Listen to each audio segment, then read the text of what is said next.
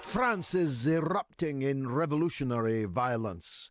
The President of France, the diminutive Tony Blair of the continental mainland, Monsieur Macron, has deployed 80,000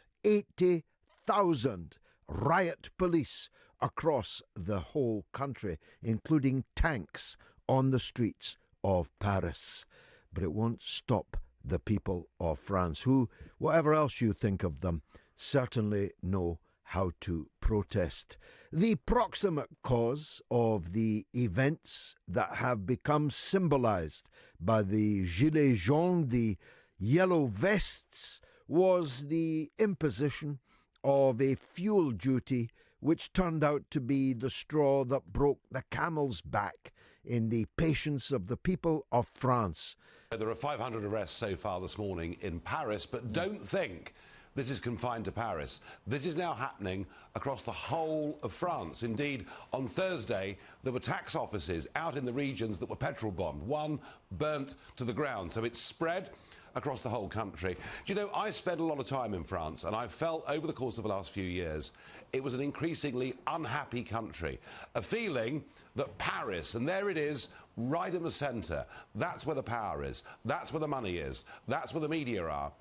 And out there, you know, living in small-town France, people actually no better off, in fact, perhaps worse off than they were 20 years ago, and feeling completely unrepresented by a president who believes in the European project, who has grandiose ideas about the world, who cuts taxes for the rich and then puts up the cost of filling up your car or van for those on lower incomes. He just looks so disconnected. And remember the history of France. You know, they had a revolution, they brought down the royal family.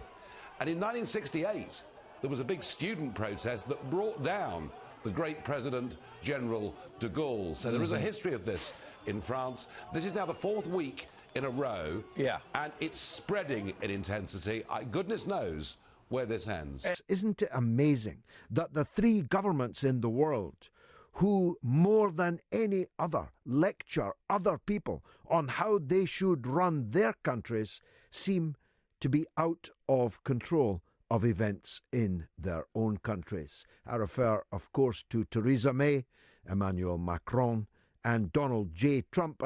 But the point is, as Harold Macmillan once said, it's not one damn thing, it's one damn thing after another.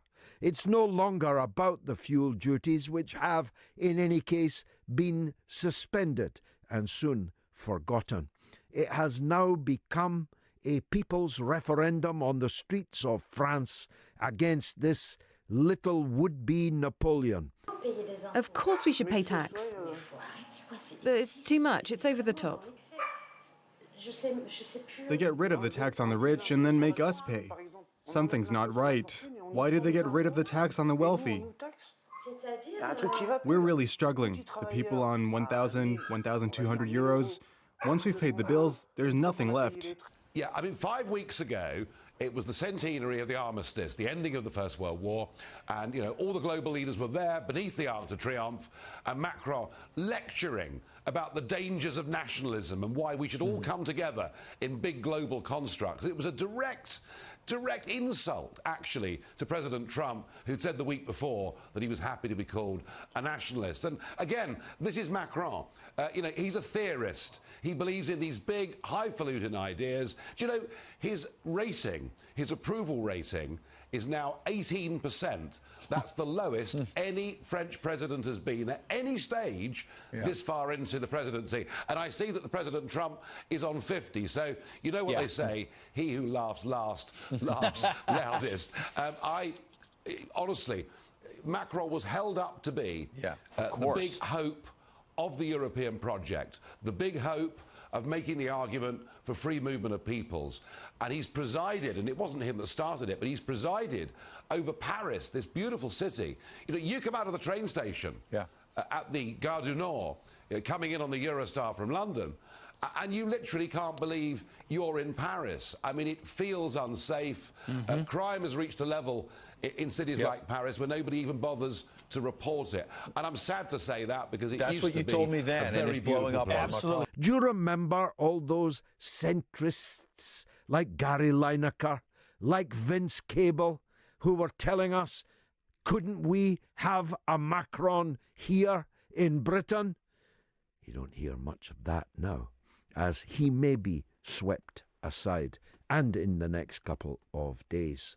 In fact, if you want some investment advice from me, I'd invest in yellow vests in Britain if I were you. The gilets jaunes that you see in the streets, they're mainly middle class. And they're being bled dry financially. The wealth gap is getting wider, and we've reached a point where there are the very rich and the very poor, and more people are slipping into poverty.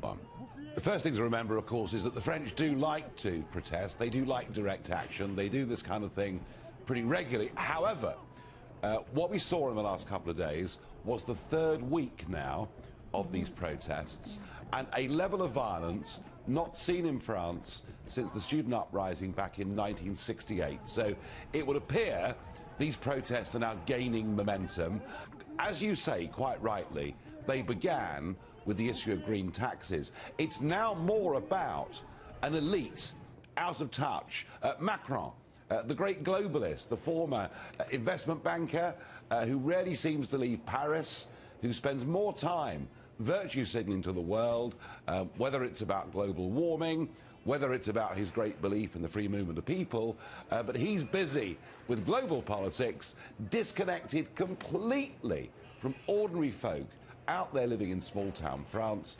And I think the message here is that if people feel that democracy doesn't work anymore, that the people running them don't understand their issues, then they're tempted to turn towards direct action. And if you really think about it, democracy is the safety valve that normally stops us going for violent street protests. So this is all about democracy. This is wrapping paper. We make the vests and write messages on them. We're not giving up. In English, Portuguese, German, Italian, Turkish. This goes beyond Montargis. I came here for human contact. So many social links have been lost since small local bars, bakers and shops have shut down. They've all been replaced by big chains. Here you can come and end up being friends with someone you only met 2 hours ago. Here somebody wrote the Sixth Republic on one of these vests. They were right. That's what needs to happen. Something new. Something's going to change, but we don't know what it is.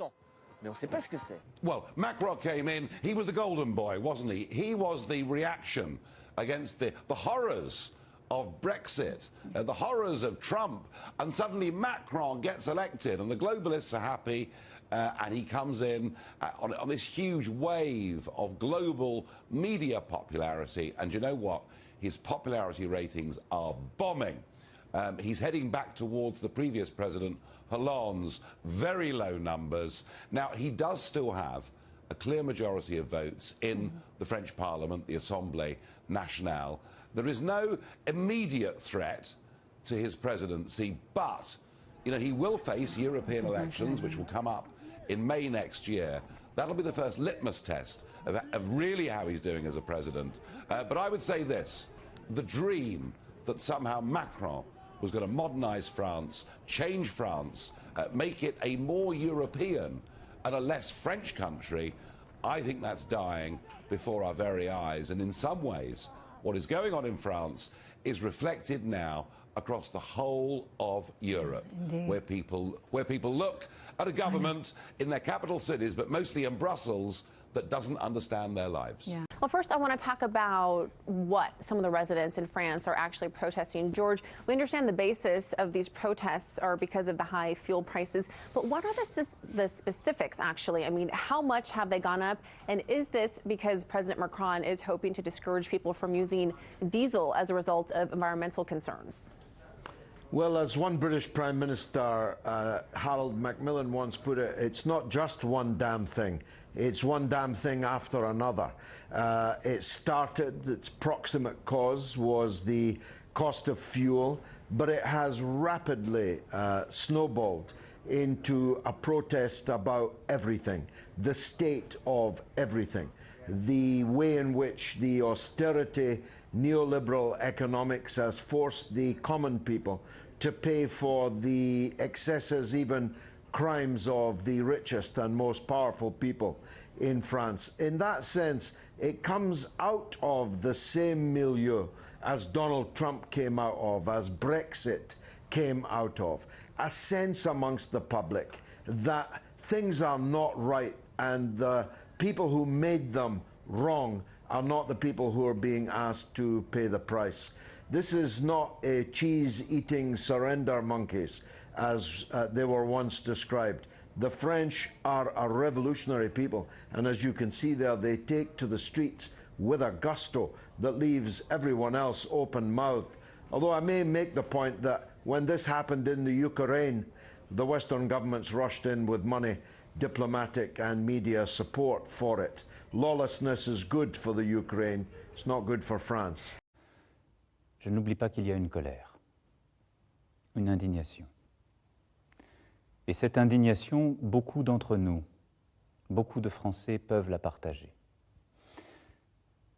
Et celle-là, je ne veux pas la réduire aux comportements inacceptables que je viens de dénoncer.